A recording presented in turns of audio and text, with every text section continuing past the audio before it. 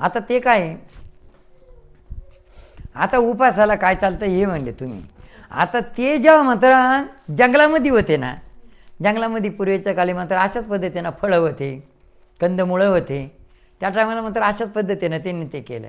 म्हणून या उपासाला फळं चालते, जसे आंब्याचे याचे त्याचे फळं म्हणा, केळी असेल, सफरचंद असेल, दूध असेल, ह्या पण फराळ नाही चालत.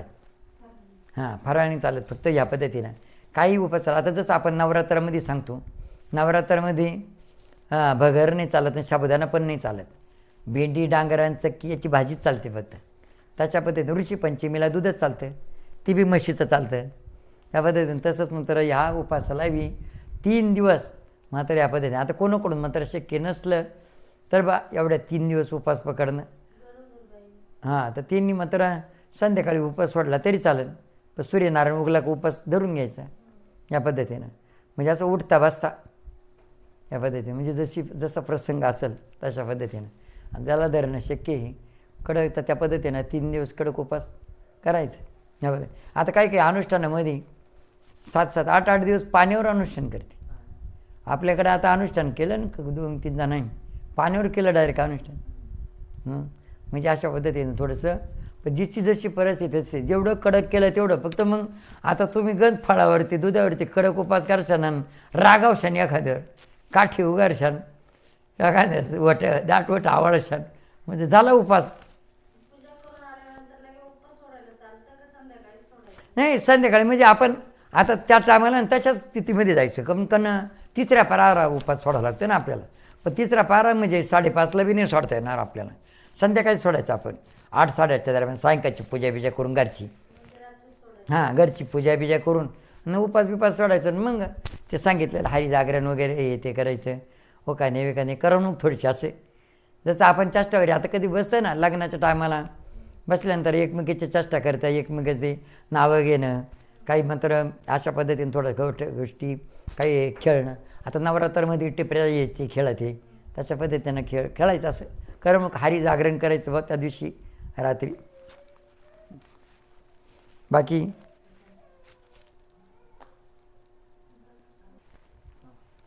आता तुमची एक शंका आहे, म्हणून मात्र का भाऊ उपास केव्हा सोडायचं काय असतं सर. आता उपासाचं असं आहे का नेमकं आपण जरी बा दुपारा पूजा बिजा करून आलं, थोडंसं मात्र आणखीन देवदर्शन वगैरे इथे करून, आणि सायंकाळी म्हणजे आपली सायंकाळची आता 5:30 ते 8:30च्या दरम्यान अतृप्ती आत्मी फिरत असते. ज्यांची इच्छा अपूर्ण राहिली मरते वेळेस का बा ते अतृप्ती आत्मी फिरत असते. तुम्ही आजही पहा, कधी कधी मात्र हे जे पक्षवात होतो, पॅरलेसचे झटके येते ना, ह्याच कालावधीमध्ये अतृप्ती आत्मी, ज्याचे शेवटचा श्वास सुटताना खाण्याची इच्छा, दारू पिण्याची इच्छा, खाण्याची इच्छा, दारू पिण्याची इच्छा, का मात्र एखादी सुपारी खाण्याची इच्छा, गुटखा खाण्याची इच्छा, मांसाहार खाण्याची इच्छा, का कुठल्या बी तळेल मळेल पदार्थ खाण्याची इच्छा, अशी इच्छा शेवटच्या श्वासाला, ज्या टायमाला मात्र शेवटचा श्वास सोडायचा त्या टायमाला राहील ना, तर तो अतृप्त आत्मा तर 5:30 ते 8:30च्या दरम्यान मात्र असं फिरत असतो. आणि नेमकंच मात्र एखादा व्यक्ती त्याच्या सापडला दारू पिताना, तर त्याची शेवटची इच्छा जेव्हा जशी असेल ना दारू प्यायची, तर लगेच त्याला पकडून घेतो. त्याच्या पद्धतीनं एखाद्या हॉटेलमध्ये जर ह्याच कालावधीत खात असलं ना, तळेल मळेल आणि खाऊन निघाला ना, ते त्याला पकडून घेईन तिकडं. मग तळेल मळेल गुटखा खाणं हे, म्हणून मात्र चुकूनसुद्धा 5:30 ते 8:30च्या दरम्यान मात्र व्यसन करायचं नाही, तळेल मळेल खायचं नाही, अशा सुनार जागेतून जायचं नाही, कुठल्याच प्रकारचे पती पत्नीने एकत्र यायचं नाही, मुलांनी अभ्यास करायचं नाही, झोपायचं नाही, या कालावधीत जेवण करायचं नाही. ही गोष्टी मात्र 5:30 ते 8:30च्या दरम्यान टाळायची. मग मात्र आपण बी आता वटसावित्री पौर्णिमाची पूजा बिजा येते करून आलं, थोडंसं जागरण करायचं, गप्पा गोष्टी करायच्या, देवाबद्दल सावित्रीबद्दल कथा वाचायची, कथा ऐकायची. नेमकं काय असेल पहा, आज मात्र कितीतरी वर्ष होऊन गेलं तरी सत्य सावित्रीची कथा आजही मात्र लोक करते. आपली कथा कोणी वाचीन का, आपलं कोणी नाव काढीन का, या अशा पद्धतीने थोडीशी करमणूक करायची का बा आपले याच्यातून. बस संध्याकाळी पुन्हा आणखीन आपल्या घरातल्या देवस्थानी पूजा बिजा ते करायचं, नगन करायचं. आणि 8-8:30च्या नंतर म्हणजे 9च्या दरम्यान मात्र उपास वगैरे सोडायचा, तर मात्र व्रत फलदायक होईल. आता बरेचसे मात्र तिकडून पूजा करून आले की लगेच उपास सोडून घेते, झालं. मग ते बी नाही लाभदायक होत. कमीत कमी सूर्यदेव मावळल्यानंतर आपल्या घरातली पूजा करून घरातल्या देवस्थानी पण शक्ती टिकून राहिली पाहिजे ना. घरातली पूजा करून नंतरच उपास सोडायचा, अशा पद्धतीनं. असं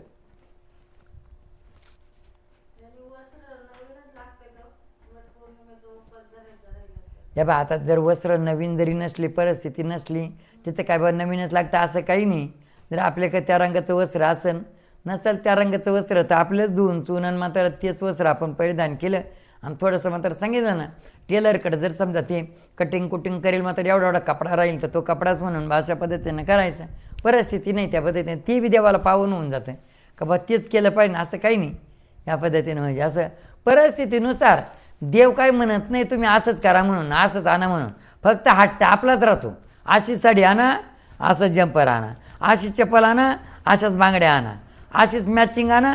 पण देव सांगतो का बा एकदम साधी भोळी शेबा, तुमची परिस्थिती असेल तसं करा.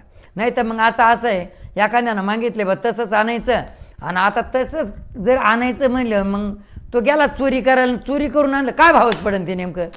मग आता त्याच्याकडे नाही तर त्यानं चोरी करायची का नेमकं? हां, मग त्याच्याकडे नाही तर मग व्याजानं पैसा काढायचा का? व्याजानं पैसा काढायचा वर्षभर मग तर व्याजच भरीत बसायचं. देवानं असं सांगितलं का? एकदम साधी बोळी एकदम ते करा का. देव काय म्हणतात हायफाय नाही, पण आपली चोचलेलं म्हणजे आपलीच ती हाऊसमौज करायसाठी फक्त आपण असंच पाहिजे ना तसंच पाहिजे ना ते. आता तुम्ही जर समजा सौशील माता भगिनी, आज जर समजा ह्या वटसावित्री पौर्णिमा पतिदेवासाठी मात्र आहे, हा बरोबर आहे का नाही? आता पतिदेवासाठी तुम्ही वटसावित्री पौर्णिमा केलं, पतिदेवालाच म्हणले असंच आनंद तसंच आनंद, असंच होईन पूजाला असंच लागन तसंच आणि काय भावात पडली वटसावित्री पौर्णिमा सांगा? नाही, मेन पॉईंट आहे ना हा, बरोबर आहे नाही?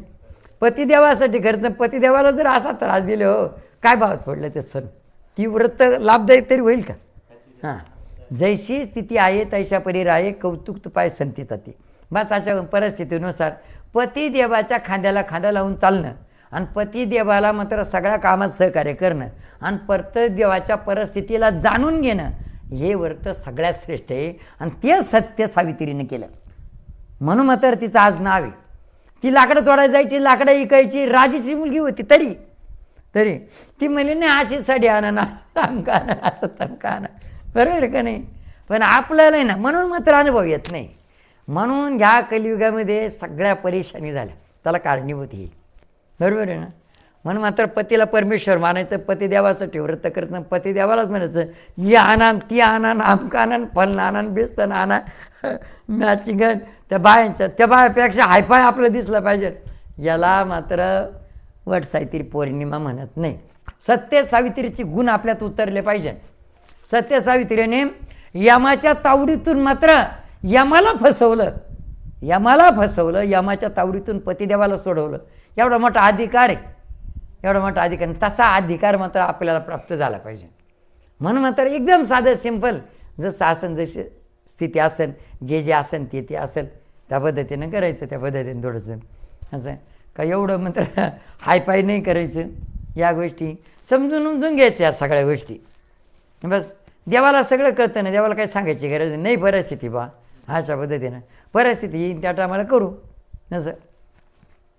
आता जर समजा आपण कोणाची वट्टी भरण वगैरे करायची येते, आपल्याच घरामध्ये जंपरचा पीस वगैरे असला तोच द्यायचा, घरचं साजरं सुधार करून घ्यायचं या पद्धतीने. पण मग नवीनच हे करा. आजची परिस्थिती अशी, आता पाण्या पावसाचे दिवस येते. आता पाण्या पावसाचे दिवस लोक वावरं तयार करतील, बिये भरण्यासाठी मात्र परेशानी. आखाड महिना लागला म्हणजे आखाड ते दिवस राहते सगळं. आता परिस्थिती सगळं असे, कोणी शाळा येईन मग बिभरणी आणन, कोणी व्याजा पैसे काढीन मग बिभरणी आणन, कोणी काय करीन हां, कोणी दुकानातून उचलून घेईन भाऊ, मग माझे कांदे वांगे निघाले का मग काढून घे भाऊ, अशा पद्धतीने. म्हणजे अशा परिस्थितीला आपण थोडंसं समजून घेतलं पाहिजे सगळं. तर यालाच म्हणते मात्र पतिव्रता धर्म, यालाच म्हणते वटसावित्री व्रत असं आहे. हरिओम हरिओम.